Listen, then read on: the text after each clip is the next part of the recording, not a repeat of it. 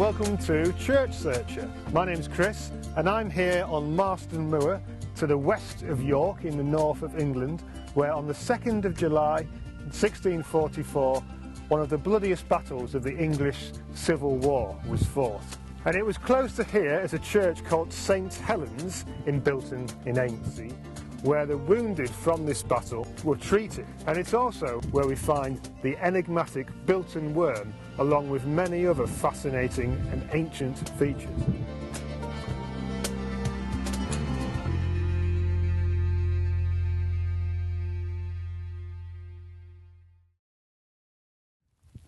So it's in these fields behind the monument here that the Royalist army, led by Prince Rupert, were attacked on the evening of the 2nd of July by the Parliamentarian and Scottish Covenanter army, who were up on the ridge in front of me here, where you can see Cromwell's plump.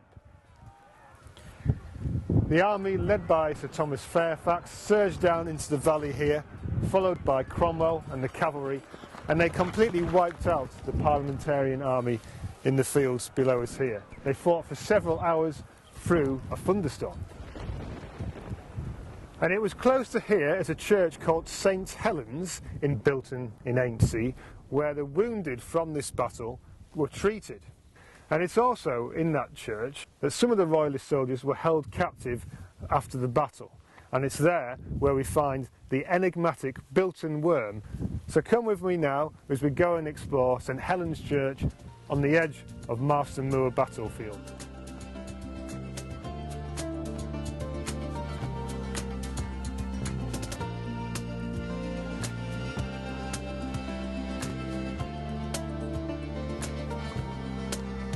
So this is St. Helen's Church in Bilton-in-Aintsy.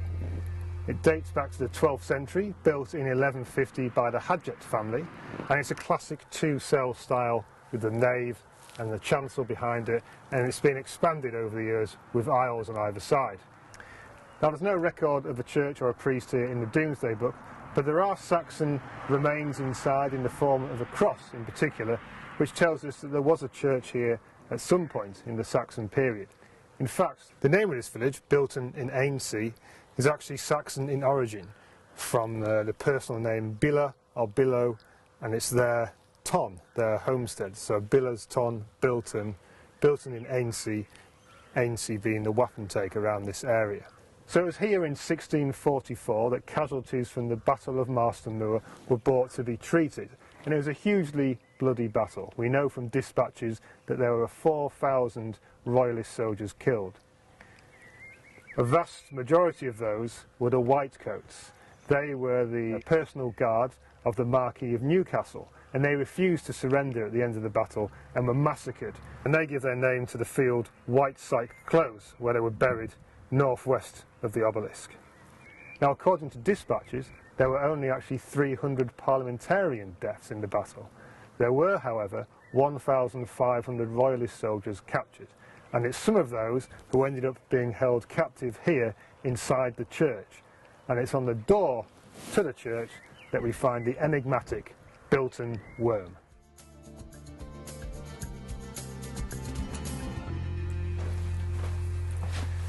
So if you look carefully, you just about make out this very crude, scratched depiction of a snake, zigzagging body down to a tail, with a crown on top with 3 points.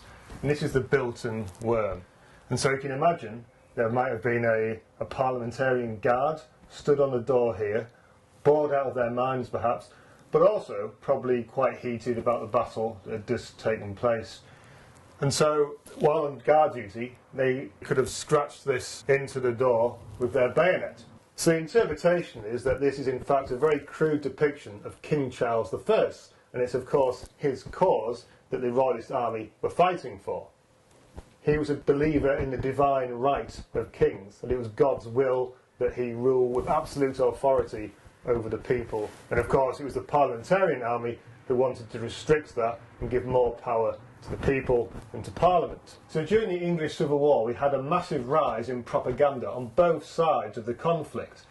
So at the time, King Charles I was depicted in parliamentarian propaganda as almost like a devil figure, an antichrist, an anti-pope. And so you can begin to understand why we've got this snake-like, monstrous interpretation.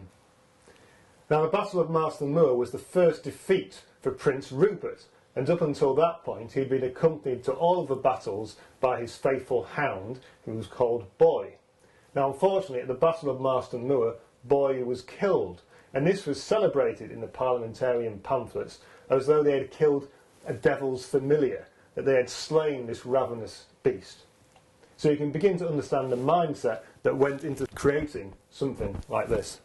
Now, inside there's some fascinating Norman features, along with some even older Saxon artefacts.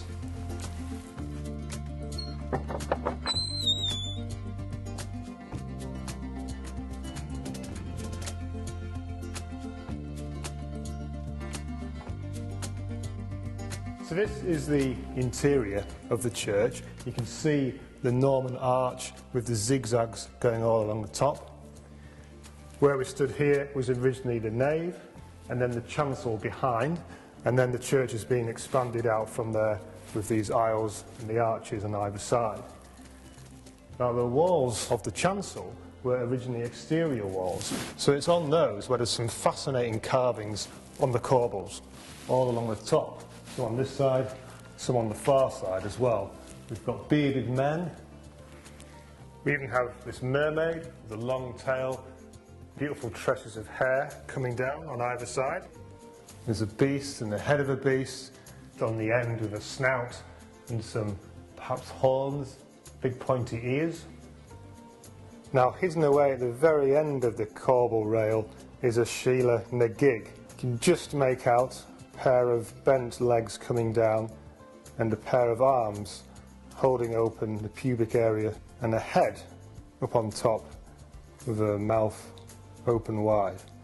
Now, Sheela and a gig are thought to have many potential meanings in church settings, and we'll see plenty more Sheela and a gigs on our journeys around churches. And maybe one day we'll come up with a convincing answer about what she represents.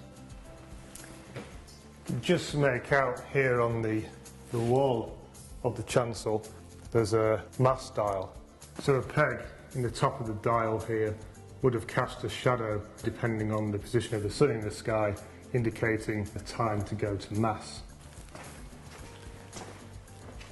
So here we've got this beautiful Saxon wheel-headed cross, and on the arms of the cross you can just make out there's a human figure with its arms outstretched, 4 of them radiating out from this central boss.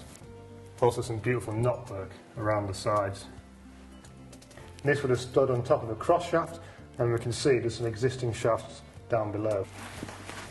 So here on the bottom of the cross shaft we can see these 2 figures depicted. One here on the left holding a knife. So this is interpreted to be Abraham on the left with the knife, preparing to sacrifice Isaac. And this is possibly the altar with the sacrificial fire that he built underneath. On the other side of the lower chapel we've got 2 more carved sculptures. Here you can barely make out Moses striking the rock with his staff, and there's water gushing out of it there. And on top we've got this depiction which is interpreted to be 3 boys in a fiery furnace.